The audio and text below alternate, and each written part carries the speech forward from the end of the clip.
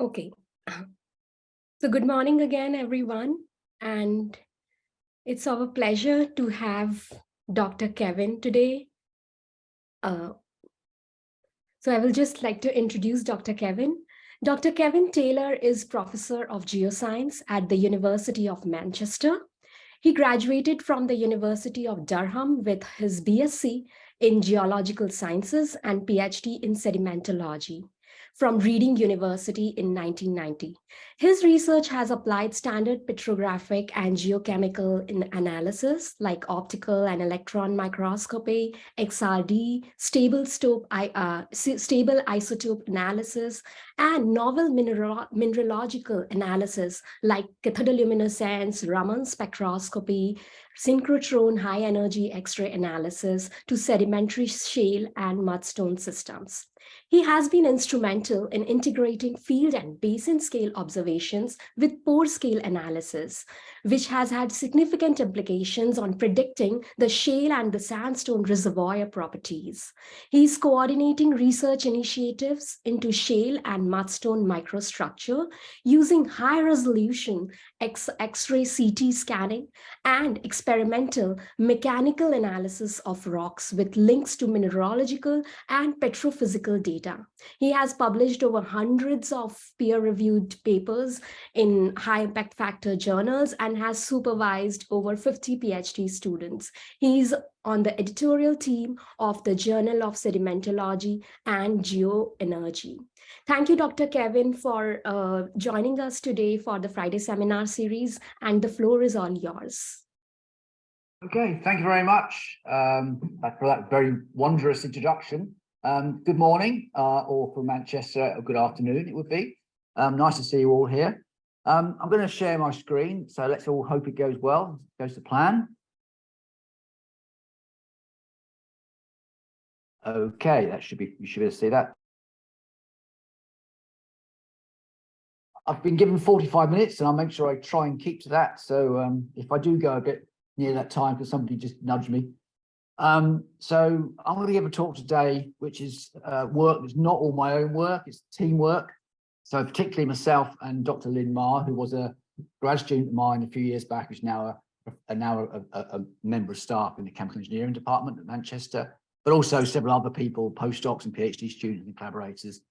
Probably missed some off there, so I apologise in advance. I'm going to talk about some of sort of work on some sort of mudstone work we've been doing on imaging. So just quickly, you've heard who I am, but basically my interest has been for many years fine-grained sedimentary rocks or mudstones or shale, I guess you want to call them that. Basically from when we started looking at them as source rocks, of course, when they're interested in source rocks, and then through the evolution to when they're interested as reservoirs, the shale reservoirs, gas and oil. And then currently, obviously, there's a renewed interest in them for their properties as cap rocks, for CO2 storage or for hydrogen storage. And also, particularly in the UK and Europe, not sure quite so much about the US, an interest in them as host rocks for nuclear disposal facilities, or GDF in the subsurface, because they're very fine-grained and very tight. They're seen as being very safe storage sites for long term.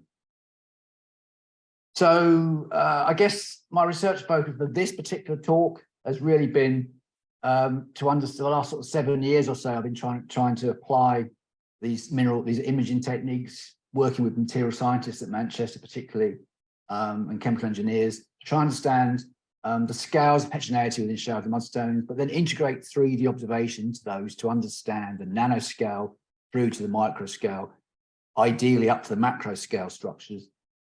And also been doing some work on correlating those imaging models to permeability, rock fracture, toughness, rock properties, and try to understand the scales of variability.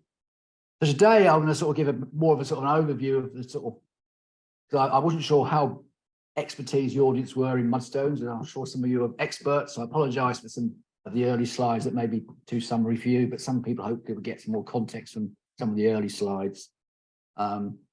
So obviously the challenges we've been trying to address, and we all try to address these in all rock systems, of course, but particularly in mudstones, is obviously here's a little diagram showing that, you know, they're rolling as cat rocks and as host rocks.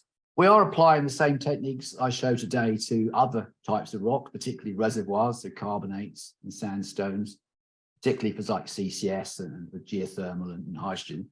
But today I'm focusing on the fine-grained end of the spectrum.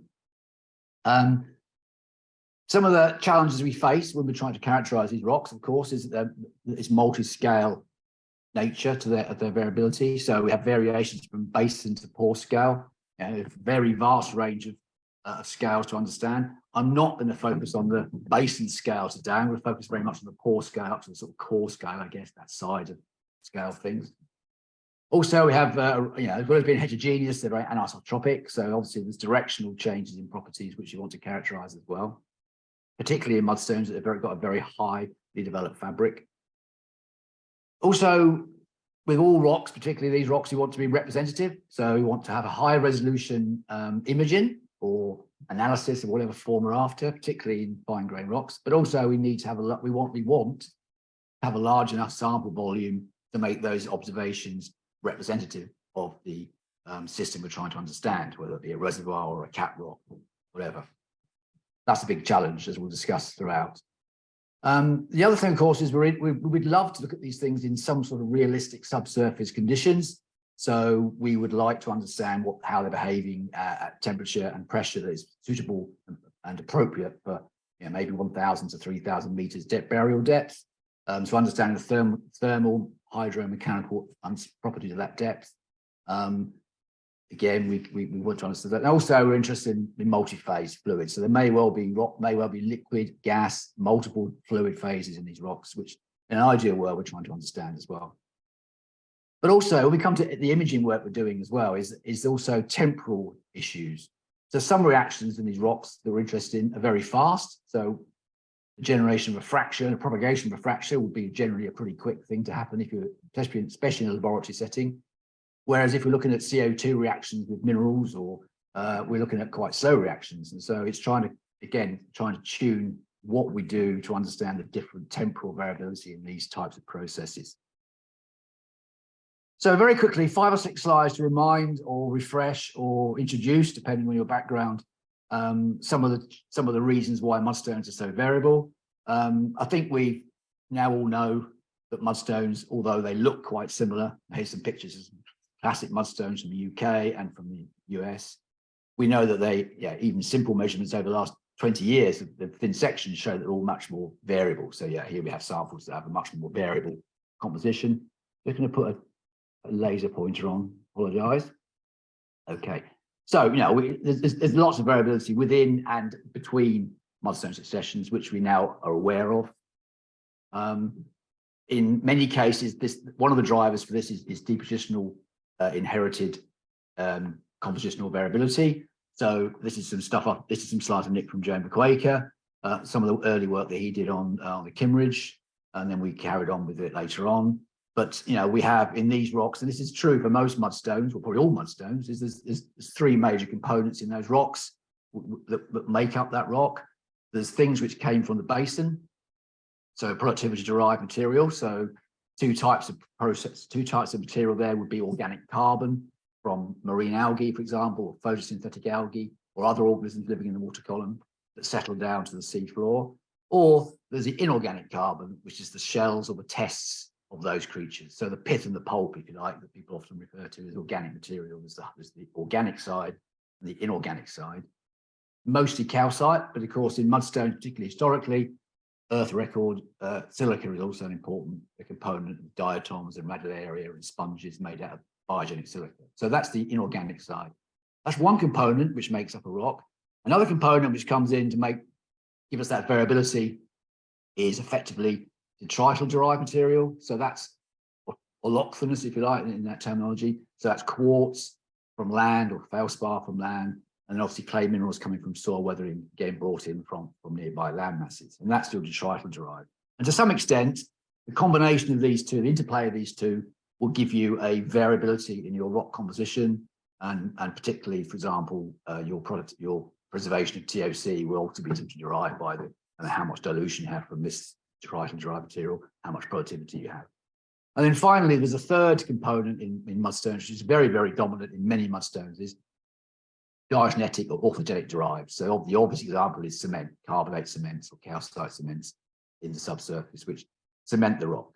And that gives you a third component, which then gives you a range of variabilities in your rock. So we end up with some of these classic diagrams we see in here. It's just a diagram I take from one of my PhD students' theses, but we've got basically the classic diagram that shows mudstone composition, quartz felspar at one end, carbonates at the other end, and clays, organics at the other end, and a big spread. And that's resulting from this interplay between inputs from the basin, inputs from outside the basin, and diagenetic overprints of that material. And so that we come to diagenetic overprints again. Another 2 slides just to sort of summarize the processes.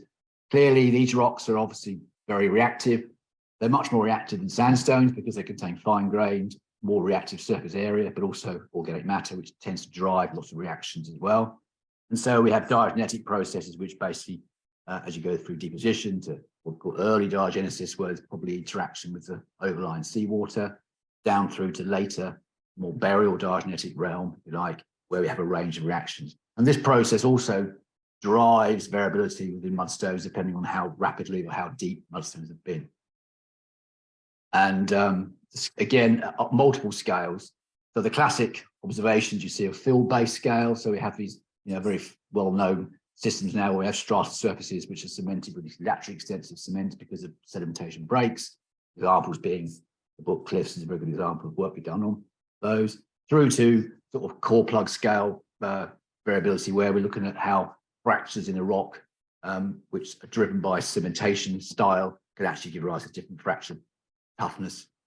And then right through down to pore structures. So the porosity of a rock is, particularly mudstones, it starts off being driven by the inherited depositional fabric, but then basically as it gets buried, and not just compacted, but you get precipitation, dissolution reactions, catagenesis of organic matter, then your pore structure is altered.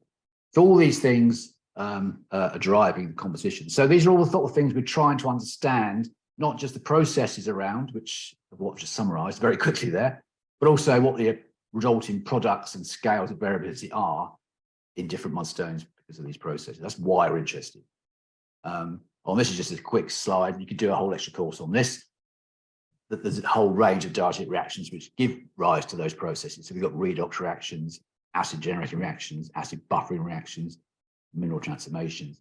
So point to make is, I'm not going to spend on that slide, point to make is that we have major variability in the mudstones because of that depositional through to diagenetic changes. And so we want to understand those variability. And so traditionally people have been working on this using 2D, but we want to use some 3D characterization techniques. So what can we get different from those that we don't get from 2D? So I'm going to, in a way, the talk today, or the next half hour, will basically talk about some of the what we can do, and then what we've been doing. And it's almost takes a timeline approach. So I've started some of our first work, and then how we've evolved that through to more later measurements. And at the end, try and indicate some of the pathways forward to the next phase that perhaps we would all like to take.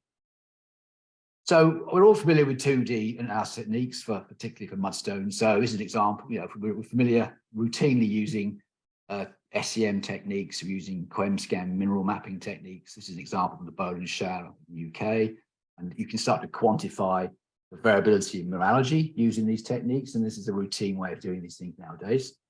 Most labs have got some of these types of techniques available to them.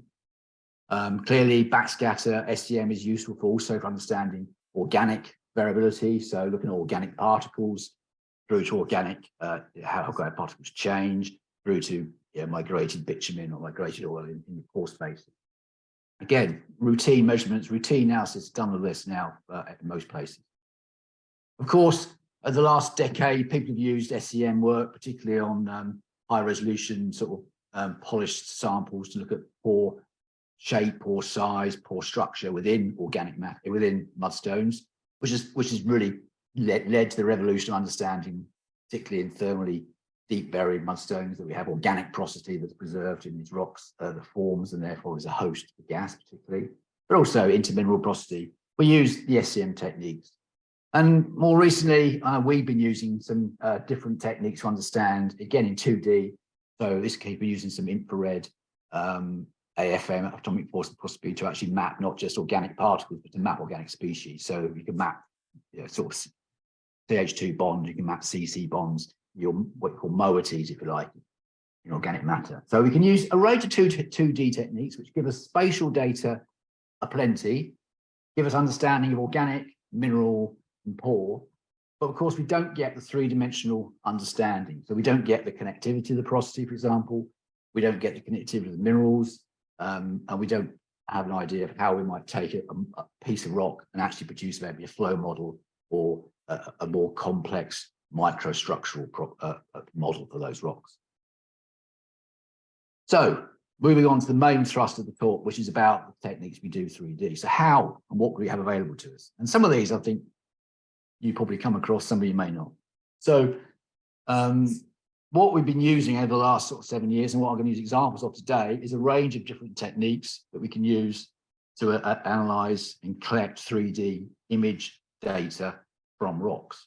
So we can look at a whole range of this more standard X-ray CT or X-ray computed tomography technologies, which basically takes a sample, rotates the sample in an X-ray field, an X-ray beam, the X-ray diffraction patterns from those, and X-ray transmission patterns from those are recorded and then reconstructed in a mathematical model into a three-dimensional X-ray CT image, which I think many people are familiar with, and I'll show you plenty of today. And we can have, they can be of various sizes. So we can have custom bays you can walk in and you can put engines in, you can put in dinosaurs and all sorts of things.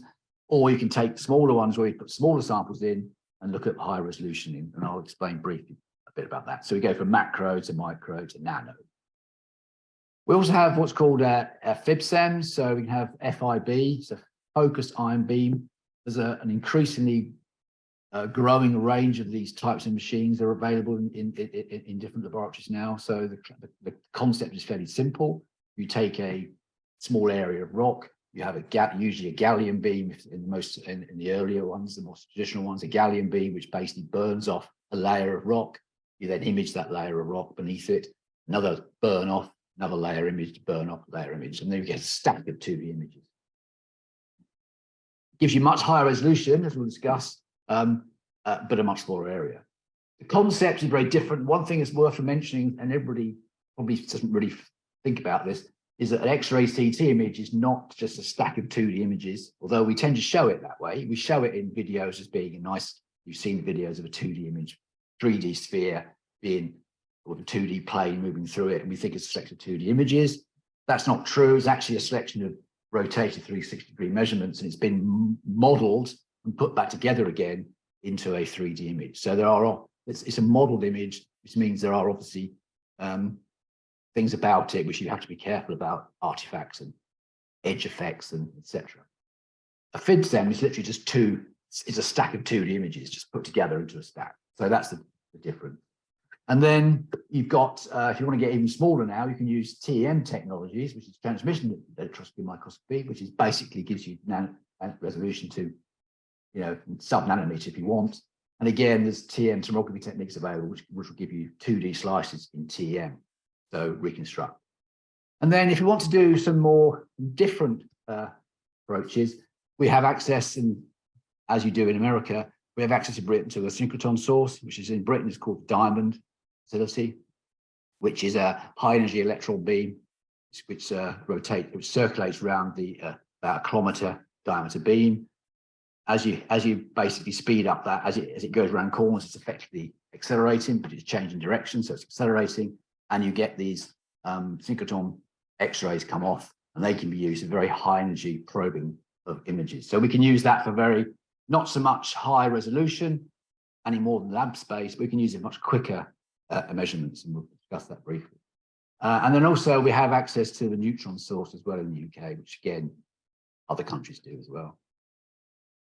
So this gives us a possible range of measurements. So this is, I'm going to ignore this end here. This kilometer basin scale thing is obviously a bit of a jump from a core to a basin. And clearly there's a large gap in there, which is a different type of conversation to be had. But we're looking at this more of a scale from looking TM nanoscale up to this sort of core plug scale. So one of the things you have to remember about these techniques is one technique will not do everything, and that's the limitation of these techniques. Okay? They look very powerful on paper, and they are, but the limitation, of course, is as geologists or petroleum engineers or wherever we are, whatever we want to be, whoever's listening, is that they don't do everything in one go. So concept is basically the bigger sample you want to look at, the worse the resolution will be. The higher resolution you would look at, the smaller the sample will be. So we go through a range of different techniques. So we can go from, if we start from macro CT, where people put whole cores into maybe a helical scanner or into a macro CT scanner, we can start to see we get resolutions of, tens to hundreds of microns max, no better. But we can start to see how, core scale fractures or core scale changes in density of rock stack up on that scale. If we wish to go to micro CT, which is the next scale down, we can look at samples that are probably about 6 millimeters across and get resolutions that maybe get down to tens to sort of several tens of microns. So good for microfractures in rocks, in mudstones, but not good enough for looking at pores. Just about good enough for looking at pores in sandstones, but not in mudstones.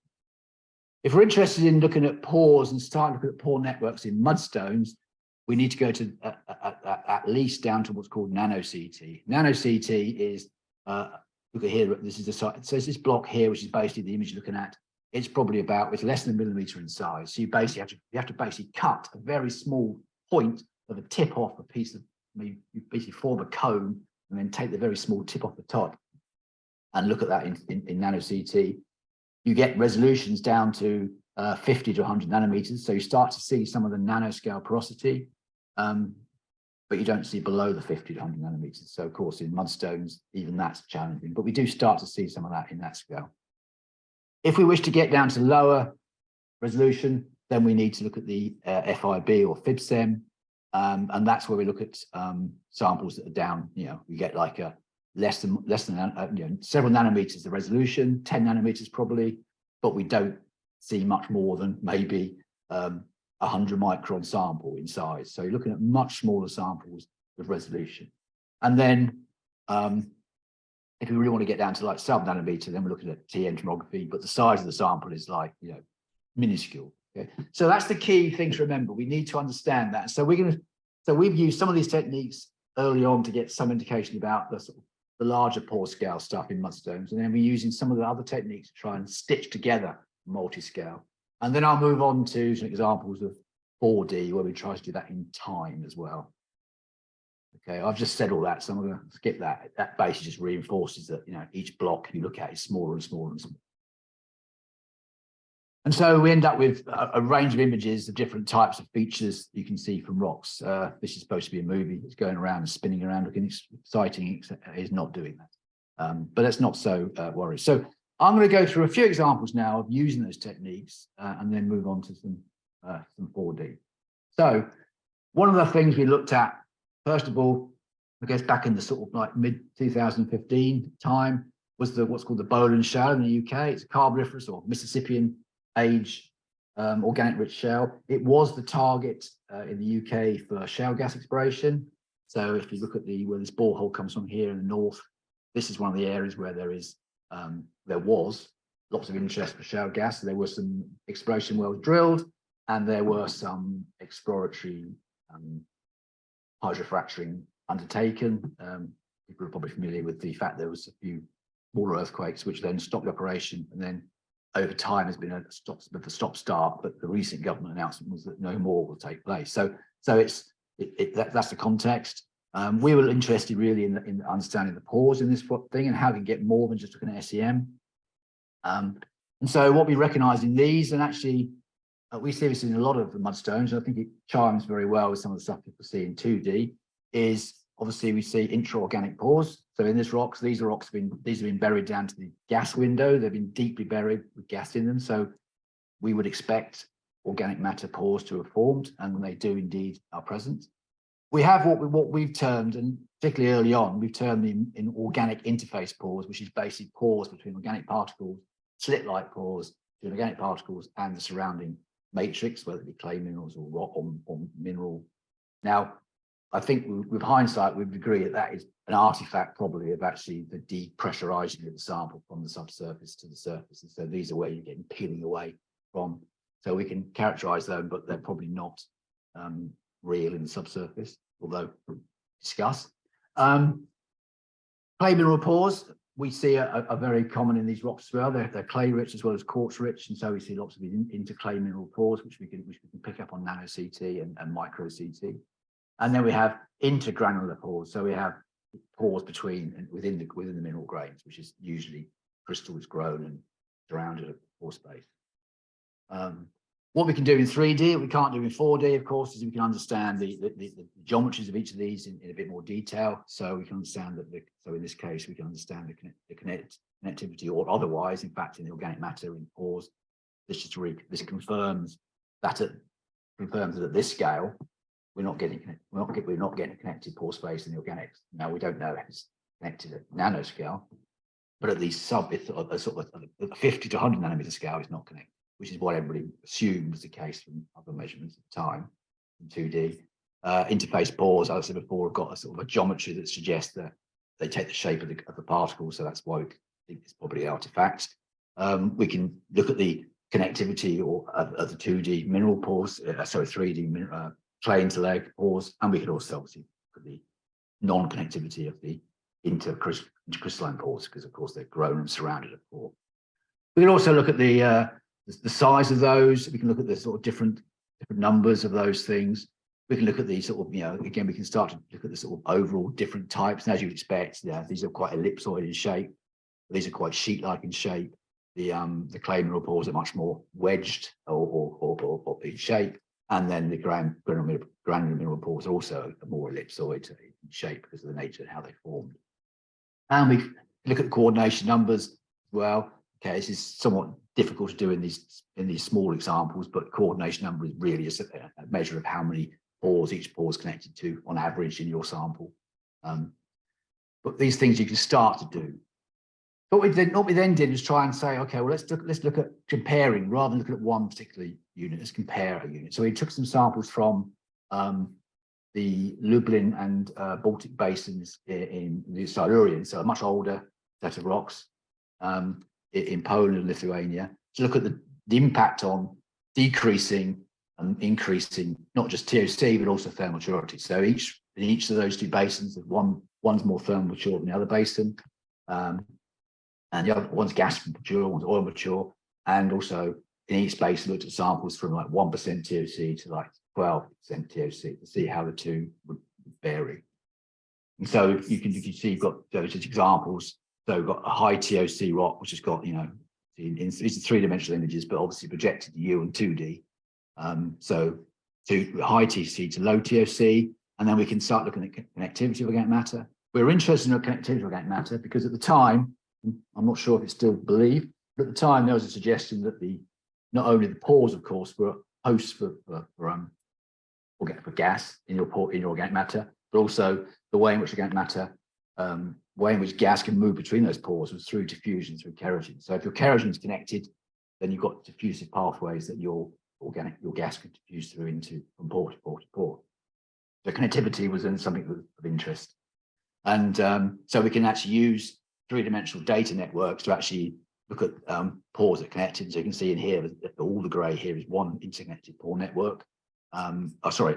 Organic matter network, And as you imagine, the higher the TOC, the higher the connectivity. As we get to low TOC rocks, then the organic matter is poorly connected to not connected, individual particles dotted around the grain. So the sort of conclusions using 3D from that study were basically that, both organic matter geometry and concentration control organic matter networks. So it's not just, we also saw some different types of geometries between the two materials, some more sheet-like and some more granular. But it was both of those which controlled the organic matter connectivity. Organic matter becomes a connected network when organic matter content, in this case, was between 6 and 18%. So it sort of got to a certain point where you can predict that the organic matter was better connected than before it was not connected. Although we did look at these rocks in 3D in more detail to find that the major electron porosity was not organic matter content, actually. In these rocks, it was much more clay mineral content because they had lots of clay mineral into clay mineral porosity, which is very high. So organic matter is important. connectivity chains between the rocks, but actually it's the clay mineral, in these cases, the clay mineral pores are probably more important, carriers of gas and transport. And we also, again, confirmed that intraorganic pores are only observed in gas mature samples, as again, we predicted that oil mature pores either contain no organic matter, either contains no pores or contain bitumen that's not actually generating any porosity. So example 3 is to say, okay, well, those two examples mainly use one type of scale of imaging, mostly mostly nano CT. We tried to look at the next example to show here is an example where we looked at the sort of 3 different methods of actually trying to stick together a bigger range of pore size, because obviously those images are probably missing the lower end of pore space. So we need to think about how we can stitch together the multiple scales to generate a better understanding of pores in this. So I'm going back to the Bowling Shale again, which is the UK example we're working on. And again, we can look at these in 2D and we can see that we have intraorganic matter pores, we have interclay mineral pores, intracrystalline pores or intergrain pores, and again, these interface pores, which again may be artifactual. What we use 3 techniques. We used a xenon plasma fib, which is basically a broader area. So we can use it's a fib, it's a focus ion beam, but uses a xenon beam, which gives you gives you a 2D slices, but it gives you you can look at a bigger area than the traditional gallium fib, but the resolution is not as high. And then we use a gallium fib. Took a small subsample of these areas and we can cut them out in a fib, basically cut out a piece in the fib itself with some micro tweezers. Put in a new system, use a gallium fib to look at the next level of pore sizes down with better resolution. And then we took a sample from that and used the STEM or TM tomography technique to look at the TM tomography scale of images. So we've got 3 scales, each with a subsample of the previous one. We've got as you can see, you go from 10 microns, that's a block there of about 50 microns across, here a block of about 10 microns across, and here a block of about half a micron across. So yeah, each is getting smaller and smaller, but resolution is getting better and better. If we take those 3, produce from each of those 3, produce pore size distributions from those 3 measurements, when we overlap the TM pore distribution, which of course is the smallest peaks from 1 and 10 nanometers. We've got volume, sizes, not volume, sizes, which we can look at in this end. We then overlap those with the next one, which is the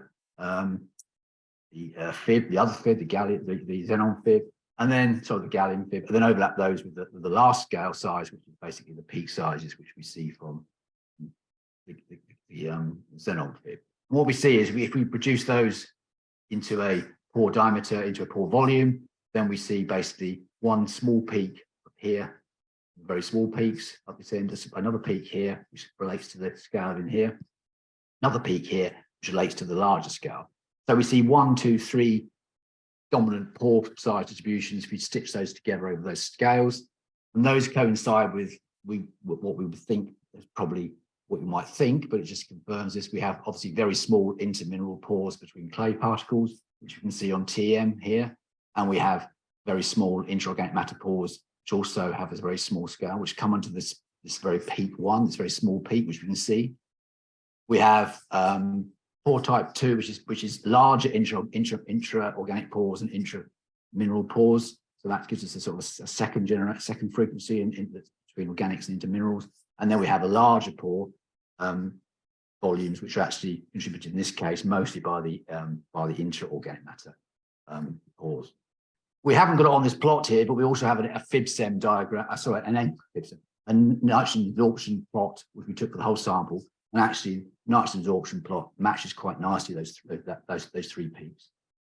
What nitrogen absorption doesn't tell you, of course, it doesn't tell you what the peaks are, what the pores are. You just get a curve, and it doesn't tell you what the 3-dimensional components of each of those curves are. And then lastly, before I move on to 4D, we also try to do some upscaling.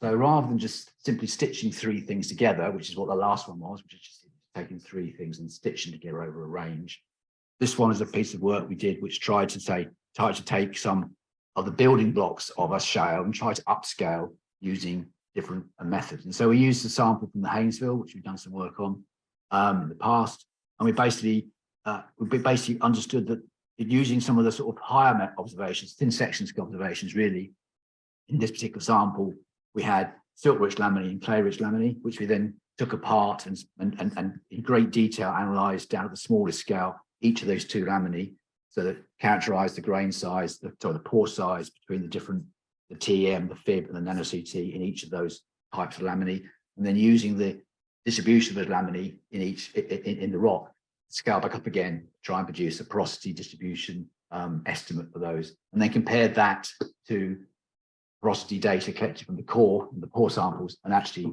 got a reasonably good match. So it's just an attempt. I'm not going to spend a long time on this because it's mathematically something which one of the co-authors was more involved in than me.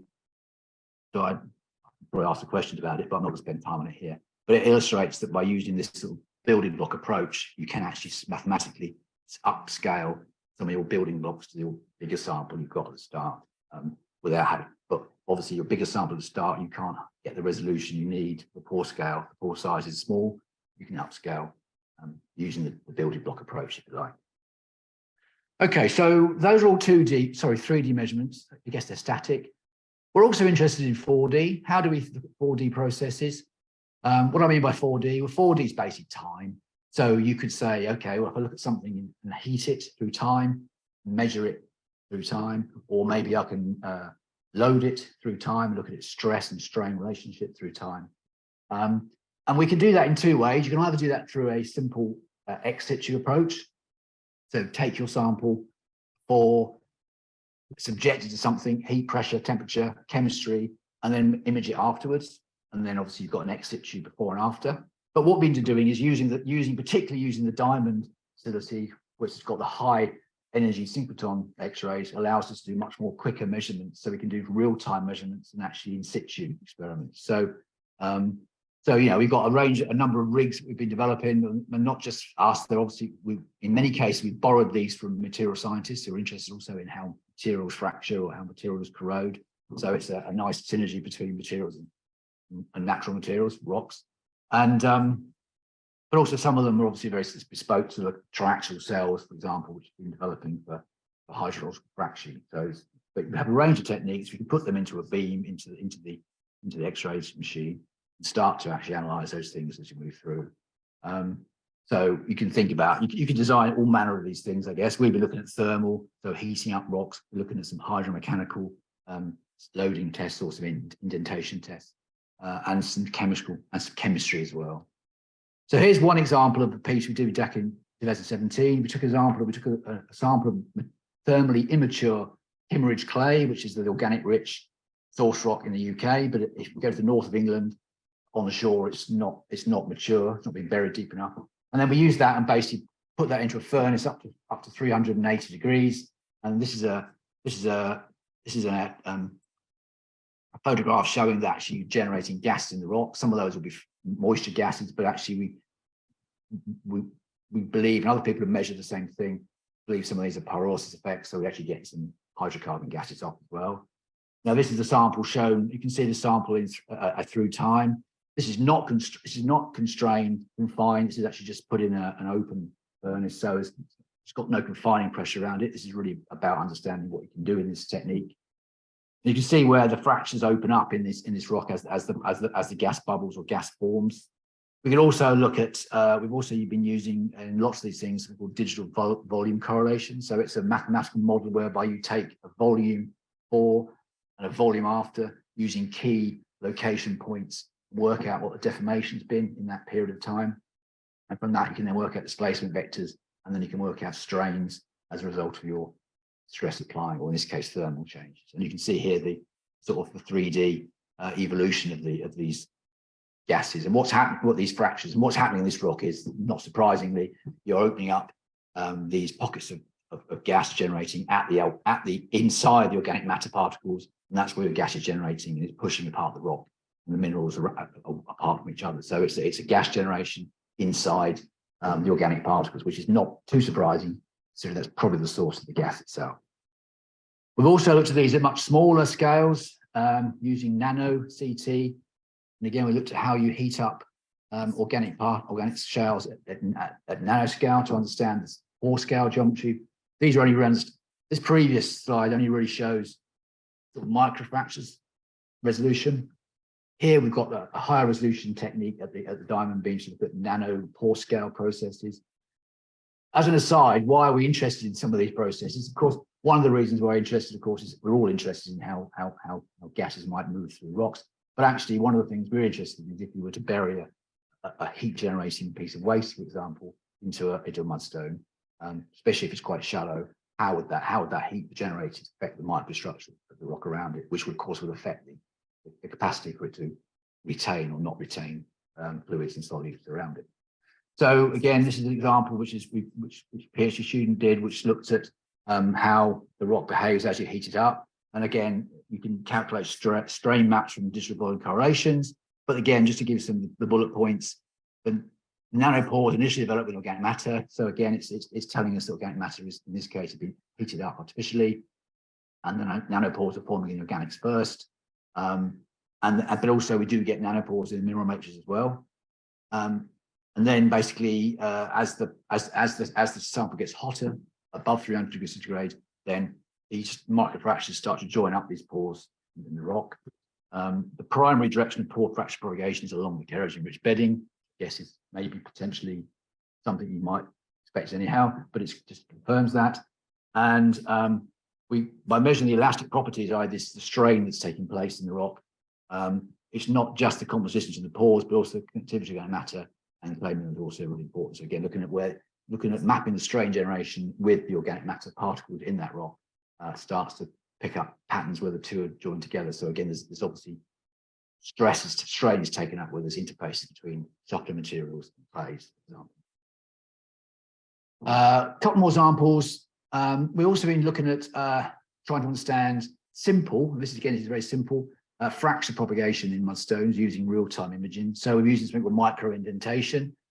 Micro-indentation or nano-indentation, people have used a lot in mudstones for looking at hardness tests. I know people have done looks at lots of these, looked at cores and done micro-indentation arrays, matrices of convex core. We've used this as a micro-indenter onto a piece of shale, but actually in the laboratory, in the beam, in the actual X-ray beam. We've taken, for this particular slide, I've got two examples, but an unlaminated bone shale. So it's quite homogeneous. It's sort of quartz, carbonate, cement, quartz, clay, rich rock, with not too much lamination, and a very laminated Kimmeridge clay sample, or clays, organic matter clays. And as we load the tip of the unlaminated bone shale, pressure builds up. You can see that at the top here, the deformation fracture taking the strain, fracturing here, but then basically quite sheet-like fracture forms in the rock. We look at the Kimmeridge system, and as we can't see the movie happening, as we build up that, I'll show you. We should be moving, but we'll keep it going. You should see. Oops, sorry about that. Try again. Okay, right. Well, what you should see in this, and I'll show the next slide, then what you should see is this one doesn't do that at all. But what happens is you start to form deformation in the top layer here, and then you have basically bifurcating fractures forming on either side. I'm not quite sure why the video is not working, but we can show on this picture here. So here is the left-hand side is the unlaminated bone shale. These are basically some 2D slices of the 3D image. And these are, again, a digital volume correlation calculations of strain from this deformation vector. And you can see that the strain builds up quite uniformly, but then there's a fracture that generates quite a linear fracture, which takes the energy, I guess, away from the system and forms one fracture. In this laminated Kimmeridge clay sample, then the strain builds up much more in this top sample before this interface between the laminated and the unlaminated. So there's two laminations here, the organic rich and inorganic rich, and it builds up in the top layer and then effectively forms these splay-like fractures along the lamination. So the actual microstructure of the rock is, you can see here, the microstructure of the rock actually basically determines to some extent where the fractures occur in the rock. And when we look at if we look at STM images of this rock after the fracturing, then we have you can see there's a fairly we obviously imagine we don't really have any microfractures forming inside that, because the fracture here has taken most energy away from the system. It's fractured in one place. In the Kimmeridge system here, we see large amounts of these microfractures forming in this top layer, and of course we have these sort of points of weakness around sort of rigid grains versus less rigid grains that are controlling some of this strain release in the system. So quite a different behavior, because there's very different microstructures in those rocks.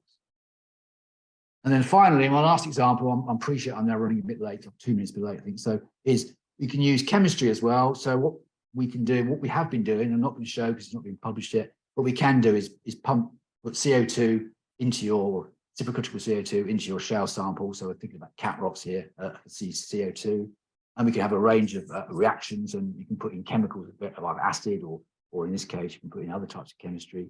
You can have a flow through cell, and you can put your X-rays through that cell and image that process in place, happening in real time. So I say we've got some CO2 experiments we just finished, but we haven't got the data fully written up yet, so I won't show those. But we do have, this is a paper which, again, in full disclosure, I was not a co-author on, Lynn Marr was, so I will show this, but this is an example where they use 3D imaging to basically look at barium precipitations, using barium rich fluids to see where they're precipitated and how they're precipitated in pore space in mudstone versus microfractures. Why barium? Well, the reason why barium is used is, A, it's a drilling fluid, so it has relevance, but secondly, it's got a very high X-ray attenuation, so you can see it quite well in the X-rays. And what you're seeing here is that basically, in your smaller fractures, in your smaller pores, you get very much micro crystal formation, but in your bigger fractures and bigger pathways, you get much bigger crystal forms from the same chemistry fluid. So there's some control of confining pressure in the formation of these fluids, of the actual crystal size that forms in the rock. Just an example of how you can use these things. And then my final example is something we've just finished. It is basically using shale swelling. Again, why are we interested in shale swelling? Well, of course, shales, we all know shales will swell because of clay mineral either expansion or simply just getting just simple physical absorptions of water. Again, one of the things we're interested in is if you were to drill a borehole, for example, or drill a tunnel in the mudstone session, you get a damage zone around the edge. There's a general thing that through time, because muds are so brittle, as that resaturates, it will self-heal those fractures. So we're interested in seeing if we can image those processes to some extent in mudstone. And this was a very simple one where we took an example of a mudstone and then swelled it with just water for 4 hours. And you can see, although they're very low porosity rocks, you can see that the before and after is not only slight decrease in pore size, but the actual bigger pores are decreasing in number because of the swelling. And again, you can start to think about imaging the swelling where that's taking place at nanoscale. So we can look at a number of different things to give us some idea of behavior. Last slide to finish off. Oh, 2 slides. I lied. This is a recent paper we published to try and integrate different approaches. So it's a busy slide, but there's only 3 things in here that are really important. One is we took the multiscale approach again of the Boland Shale, the UK example, to understand the distribution of pore space and microfractures in those samples using different methods. We then basically looked at some experimental data in the laboratory, measuring CO2 absorption to organic matter versus methane at different pressures. And CO2 is much more readily absorbed than methane. So there's a potential there for displacing methane with CO2. So the question is how much, not only displacing methane, so obviously that's a EOR type thing, I guess, but also how much CO2 could actually be, if you had an efficient system, you could have enough permeability, how much CO2 would actually end up being taken up into that mudstone for absorption, and how much therefore could that shale reservoir act as a carbon storage site, CO2 storage site. Traditionally, we think of sandstones as being storage CO2 reservoirs, but there are obviously, we showed in this paper that there's potentially a role for injecting CO2 into mudstones as well, assuming they fractured well, and et cetera, et cetera, et cetera. So the final thing is moving forward. And I think we need to think a bit more about these again. So if you remember, we talked about multiscale being a concern, we talked about representativity being a concern, realistic subsurface being a concern, and temporal variation is being a concern. I think you can see, hopefully you can see in some of the stuff I've shown you today, that we've tried to address some of these things using some of these methods. Now, I'm not suggesting at any point that they're giving us all the answers, but I think they're showing us a way forward that we can use these techniques. We have some well-designed experiments. They do allow us to actually address some of these questions, although what it leaves behind is there's still these issues here. Approaches still need working. So we need to think about, there are some things coming through which will help us. So there are some novel FIB7 techniques now, for example, where we can look at even bigger areas. So there's a plasma thing called a plasma FIB, which we've got one of, I don't know if people have, where you can look at almost thin section size images, but at high resolution, so SEM resolution, and you can get and slice off. So you can start looking at bigger samples at that high resolution that you need. So there's definitely development of techniques available that will help us in some of these things you want to do. Clearly, there's lots of work to be done still on upscaling and downscaling, which we could probably talk about forever, because it's been something that's been a concern for geologists for 40 years or more. And then we can continue to develop these in situ experimental rigs. One of the things we need to do, of course, is understand how these things behave, maybe under full triaxial loading. And of course, if you've got a triaxial cell, most people will realize they're made of solid steel, so they need to be pretty hard wearing and high pressure containing. X-rays don't go through steel, but we are thinking about ways, and other people think about ways in which we can use neutrons. Neutrons just fly through steel, get stopped by water. So in a way, you can start looking at things inside contained pressure using neutron scattering and neutron imaging. So there's an avenue there. We're trying to address that issue. Yes.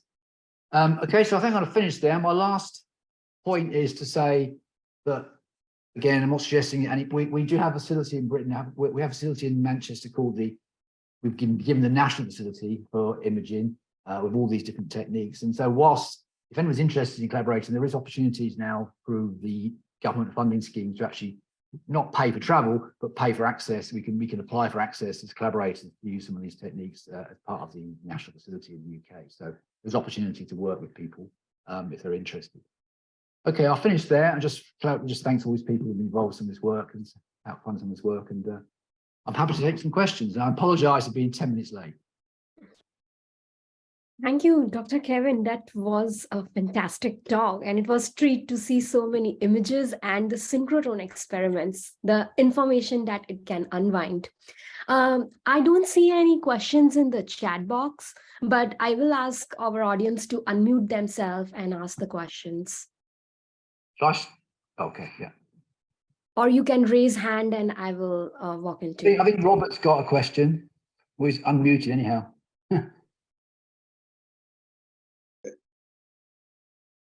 This is Bob Laux. I'm curious, you use the term microfracture quite a bit and you see them in your experiments. Our work here by a number of people, we came to the conclusion microfractures aren't common at all in the actual natural rock. And we have trouble, we have done thousands of SEM images and we have trouble finding them. Are you finding them in natural rocks? And by microfractures, I mean things that are just tens of microns long, micron wide. Not the big conventional fractures. Yeah, but actually these little micro. Yeah, I get. Go ahead, please, Kevin. Yeah. Well, I think we probably. I mean, I think you've looked a lot more in that perspective than we have. I mean, we do see some, but I'm always. The worry is that some of these things are just. I mean, again, some of these things are looked at the surface. I don't know whether they're actually artifacts or anyhow. We certainly see microfractures, but I mean, I don't know why. Yeah, I mean, we certainly see them. I mean, that's the truth. But whether we're using the right term or not, I don't know. I mean, some of them would be, I guess, bigger than what you just said just there, maybe. So maybe that's the difference. Maybe we're seeing rocks that are damaged in some of these experiments, and we're not actually seeing what I guess you're implying. You don't see any evidence for naturally present really small scale fractions, which might act as pathways to connect things together. So yeah, can't answer this is an important concept because in the past a lot of companies depend upon quote microfractures to make flow in these mud rocks, and you should even be able to see them in thin sections that are blue fluorescent dyed if they're micron wide, and they should be extremely common. So I always, like Rob and I are always very careful using the term microfractures. All right, okay. When we're explaining rocks to people, that they don't get on these, we think are mostly but we just don't think they're really common at all. And Right. yeah, and let me just say, I'm very impressed at the number of machines you're throwing at this study. You're very lucky to have them all. Yeah, well, I think it's interesting. The other thing, I guess, is like, is there still a school of thought that the microfractures in these rocks that might form pathways for gas and fluid and oil migration? Is there still a school of thought that thinks that they open and close through time? So actually, you don't catch them always open because they're basically almost developing and closing, developing and closing. Is that a view that's still held? Well, the problem is though, to document a true microfracture, you got to find some cement along it. So with a cemented microfracture open and closed, I mean, this is just a topic that, the time we gave a few talks on it, it got pretty heated from the audience. The engineers that want microfractures versus those of us that look, I think that's still an open research question. But if they're as common as people think they are, we should be seeing them everywhere. Yeah, good. Yeah, good comment. I'll take it on board and think about that. Dongwai, would you like to go next? Yes, Kevin, thank you so much. This is very good talk. And I have two questions and actually try to get your comments on my question. And the first one is when you do the thermal expansion experimental work, and do you have any kind of confining pressure applied to your samples? And it's actually what really I want to get your comments about how the laminations play a role for the microfracture development through the thermal expansion process. Well, I think the key there actually is your first point, and I think maybe I didn't stress it enough, is that both of those examples I showed you, we didn't do confining pressure. So that is a limitation, absolutely. The first one was very much around about, could we do this in real time on the beam, and can we actually image it, and then can we use some sort of, can we use DVC to actually measure where strains taking place without any concept that, these things are necessarily that realistic. The other one partly became another type of thing because we had access to a nanoscale imaging system on the synchronous beam. So again, it was partly proof of concept and partly lockdown driven, that one, because of issues at the time. So I think we need to do these experiments in confining pressure. I think they would be very interesting to do. I think the confining pressures that we're interested in, say, a geodisposal facility would be lower than there would be, say, in a deep reservoir for shale. But I think we need to do these things. And so I think that would be a great experiment to do if someone wants to do that. I think it'd be really good. And I think that was the only way of answering those questions, because they're not. The direction of travel of any damage zones, let's call them damage zones, right, or opening up zones, will be controlled to some extent by not only the fabric but also by the pressure regime around it, I think. So I don't know if that answers your question, but it's sort of. You do. Thank you, Kevin. Perfect. Yeah. One more question related to the gas absorption, CO2 and the methane absorption on the organic rich shells. We know that on the CO2 have much higher gas absorption capacity on the organic matter compared to the methane molecules. This is kind of the questions that struggle me for a while. If it's just only the physical gas absorption is mainly based on the monolayer gas absorption behavior, and it's controlled by the surface area instead of the other things, So the surface area is fixed. So we should have maximum gas absorption for both CO2 and methane molecules and organic matter. My question is, but we do observe the CO2 is 2 or 3 times even higher than the methane absorption capacity, even the maximum capacity. So what are the mechanisms behind that, in your opinion? I really don't know, I'm afraid. That's interesting. I hadn't realized that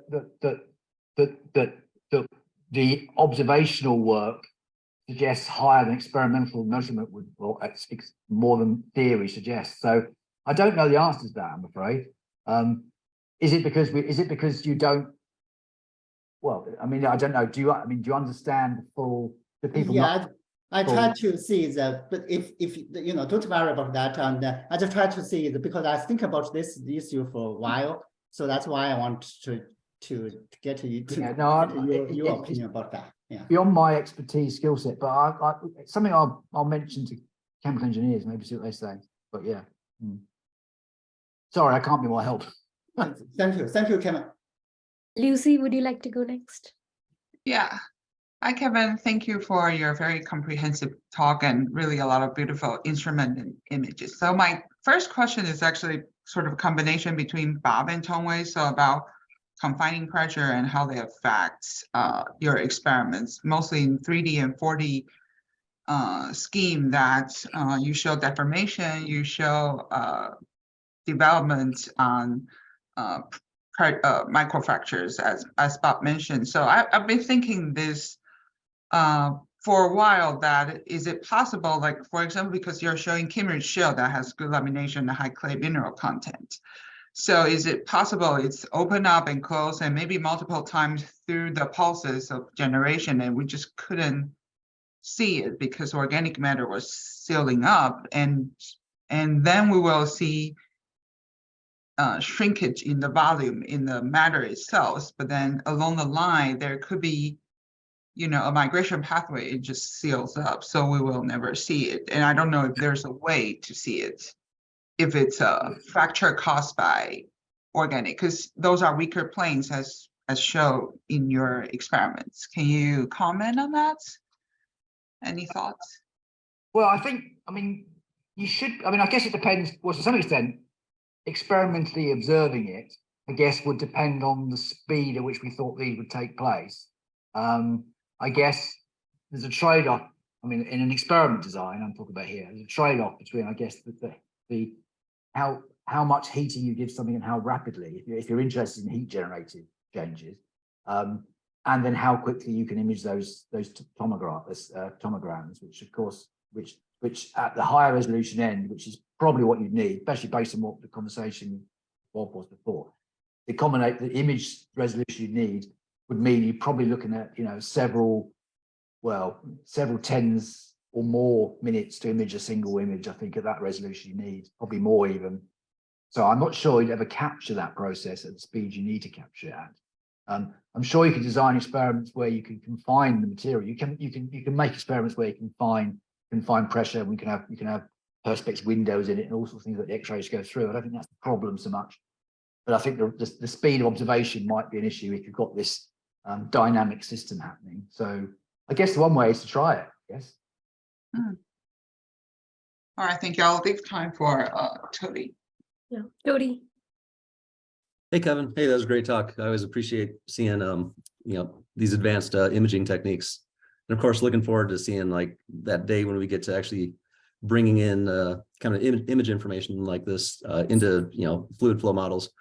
The question I got, I think it was example 2 kind of early on. You had some images and you're making the point of the, you know, the pore networks developed in the organics, you know, if you're above 6%, but the dominant pores, you know, stay within the clays. Those images you're showing, are you at the point where you can image in 3D pores within the organics, you know, down to, you know, tens of nanometers? And can you differentiate, you know, pore network images in 3D specific to the organic matter pores and differentiate that from clay mineral pores? Or were those maps really just showing, you know, the clay mineralogy in 3D and the organic matter distribution in 3D? Well, I see what you mean. I think you certainly can image the pores in 3D. You can certainly image using some techniques that will give you very small areas, volume. You can measure those. I think showed later on. I mean that sample, example 2. Yeah, which one it was, I'm not sure. Example 2 it was.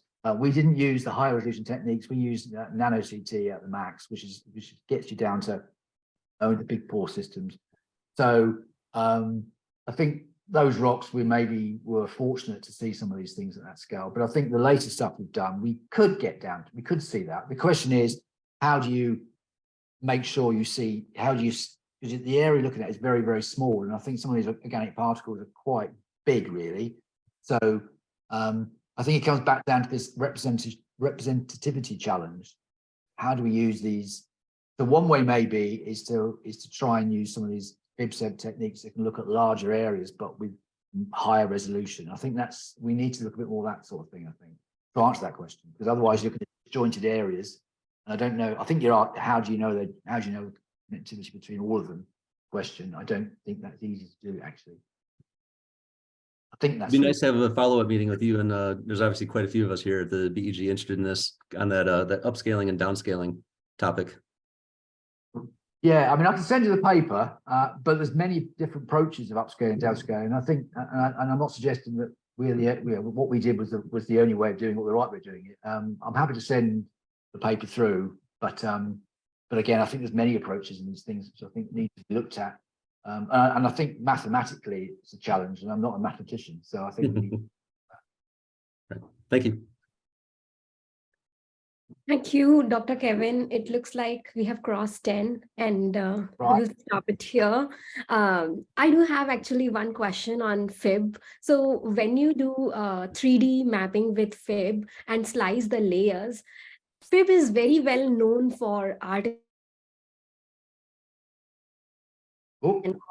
So do you think that it deposits in the pores and we can't have the real structure of the pore even if we try the 3D? Well, there's a discussion of artifacts, isn't there? And yeah, you're right. Fib is known to cause some sample damage. I mean, we've not used it as because we use XOT as well, and we haven't used Fib as extensively as some people have used it, I guess. So I can't answer that question categorically, but you need to be aware of these troubles. I mean, I think different types of beams. So I mean, it will be very interesting to compare. We have all three now, I think. It'd be very interesting to compare plasma with gallium with xenon Fib to see whether there's a difference and whether it's actually, because obviously there's not just the energy, there's also a bit of ion interaction. So that might be an interesting study, actually, whether there's actually a different type of Fib will give you a different type of potential damage or artifact. Mm-hmm. Well, think about that one. Okay, thank you very much. And we look forward to collaborate with you and discuss in more detail about the techniques, because these instruments are just amazing. They can unwind a lot of information. Thank you, everyone. And we will see again next week at 9 o'clock on Friday. Thank you very much. Thank you. Have a good day, everybody. You too.